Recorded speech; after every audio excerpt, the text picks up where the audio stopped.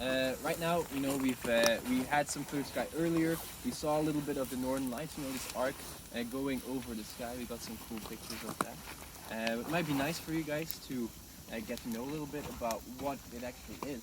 Yeah, because the northern lights, of course, we've all heard about it, but maybe most of us don't know exactly what creates the northern lights. That might be interesting as well while we're on the northern lights tour to learn a bit about that. I'd like to give you guys, maybe if you want, an explanation about what the northern lights are. Yeah. So first thing that we need to think about when we think northern lights is the sun.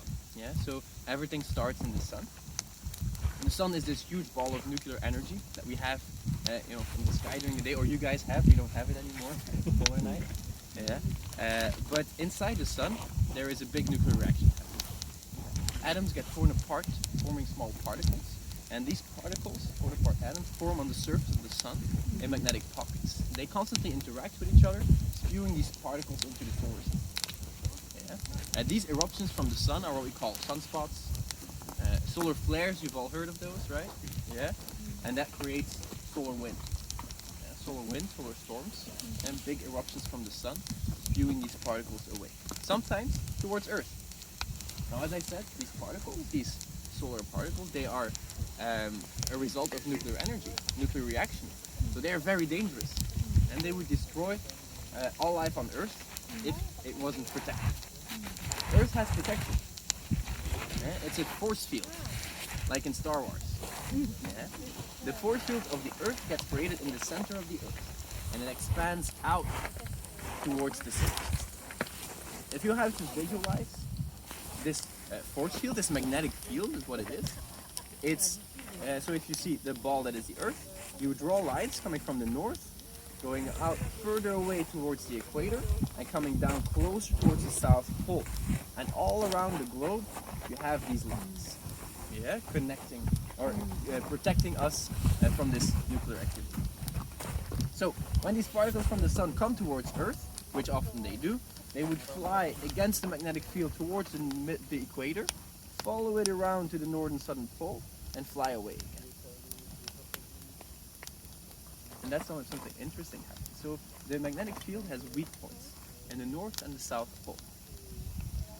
In this north pole, there is another magnetic band that gets created by the rotation of the Earth.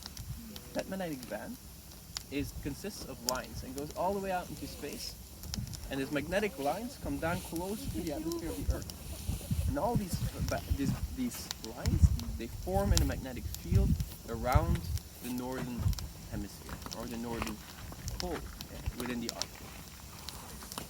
When these particles from the sun are flying over, they get picked up by these lines and dragged down closer to the atmosphere of the Earth, where they start interacting with gases in the upper layers of our atmosphere. And this is where oxygen and nitrogen are really present. Oxygen gas is a very unstable gas, and it gets charged very easily. It'll get charged by these solar particles, creating a light. And that's what we see as being northern lights. Yeah, so oxygen would get easily charged by these solar particles, and it would create a green light.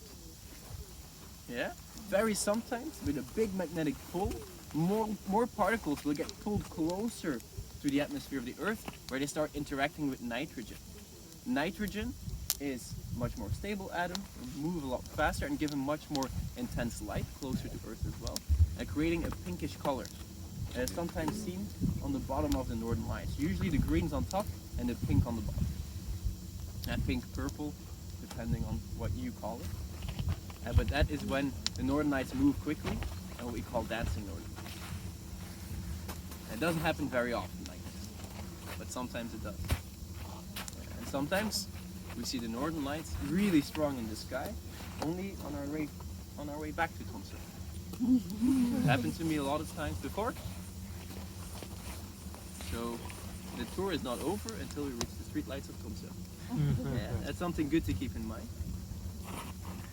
So now tonight, for instance, we have a bit more challenging weather, just because the forecast was completely off.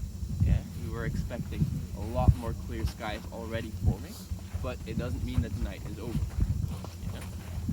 So the night is young, I'm not full of terrors. ดูกันต่อ